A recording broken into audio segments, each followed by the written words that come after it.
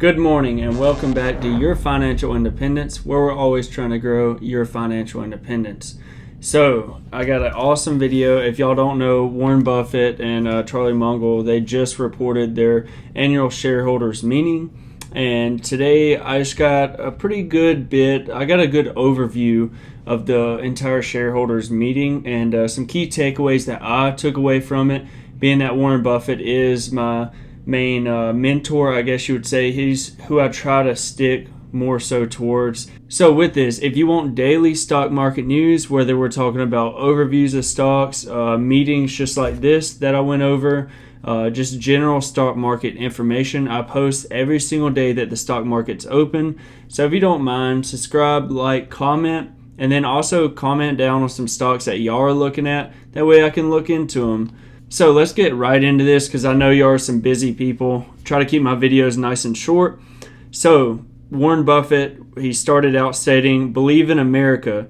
Out of the 5 largest companies in the world, we own 4 of them." And these are big tech companies. And then he also pulled up a chart from 1989.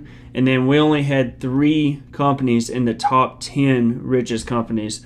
So believing in America and capitalism has came a very long way, and it's been successful. And then on March 23rd, the Fed reacted very swift and was much faster than that they had anticipated for. Buffett also went on to say, "We can't buy stocks or companies cheaper than our own stock." And that's why they haven't been buying other stocks a whole lot. They've been doing a lot of share buybacks. He also did say that the world, as he sees it, is moving away from hydrocarbon fuels, but at a very slow rate, and it's going to take a very long time. Buffett admits that selling stocks was one of his mistakes that he made last year, and that's very admirable for him to say. Being that he is a very big figure in the stock market. So admitting to your own mistakes, I mean, a lot of people would have just tried to sweep that up under the rug and tried to ignore it or pass the question on instead of answering it. And he said, at the current interest rates, stocks do seem somewhat cheap. Not all stocks, but certain stocks. He also went on to say that he has seen a great increase in gamblers investing since the pandemic. He also went on to talk more about Robinhood, and Charlie Munger, he had his own beliefs with that, and he said it was basically shameful, not for the investors ourselves, the retail investors, but these quote-unquote professionals kind of like advertising and pushing newer investors to, do short-term puts and calls in the market, betting on Apple price within the next 7 to 14 days, because nobody knows what the stock prices are going to do short term. It's more about investing in the long term. That's why I'm a long-term investor.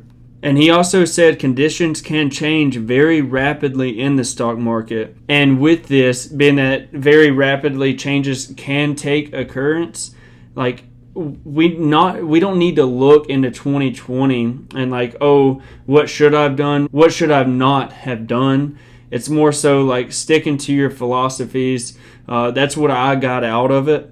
So in the federal government, raising taxes on companies will adapt if they do raise taxes. So he's not really worried about that.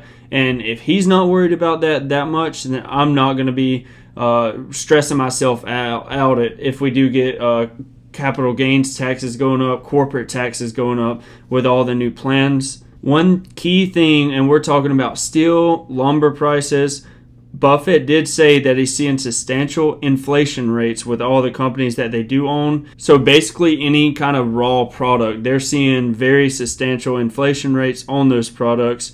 So they said that we are in uncharted territory, and it's going to be fun to see how everything works out.